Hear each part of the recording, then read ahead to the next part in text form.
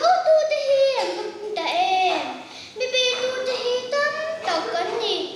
ka chung chang thu an soya pathian en na pui lo bang an ti a ni ma se la olel ba nang chu ka velin ka po ini a ka ro pui na le ka lu dom kang tu ini e ko in lel ba chu ka ba atlang thiang ni ma chang in mi chang chi na ke zum mu chu ka lo mu hil ta a ka han har le a lel ba chuan min lo cha rim chi na ni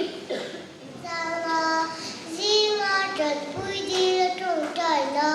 lên bờ vì đâu tu te hi ăn một con te mi về tu te hi tấm tật ăn nhỉ cả chúng chán thú ăn xưa và thiếu nên đã cười là vắng ăn thì mà sẽ lo ô lên bờ đồng chú cái viên cái phôi nhỉ cả rốt bụi nó để cả lú đồng càng tu cái nhỉ có in lên bờ chú cả và trắng thiên mà trong những sao chuyện ăn kế rồi có mu chú cả lâu mu hiểu ta có hẳn hở lệ lên bờ cho mình đâu chơi rất chuyện đó đi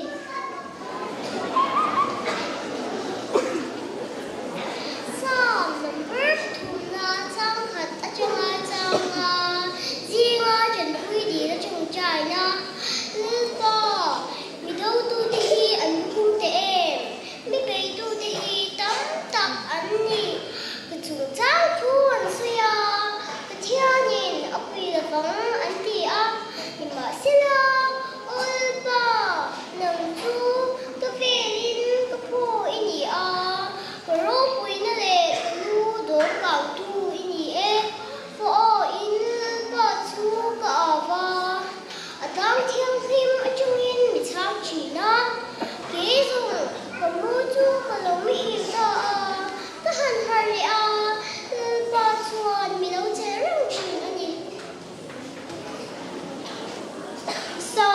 number 不同呢，咋看啊张啊张啊，lên bò mi đâu tu te hi anh có bung te, mi bay tu te hi tâm ta cần ni, cái chúng ta thu anh soi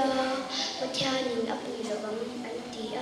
nhưng mà sẽ là ô lên bò nằm tu có về din có phổ ini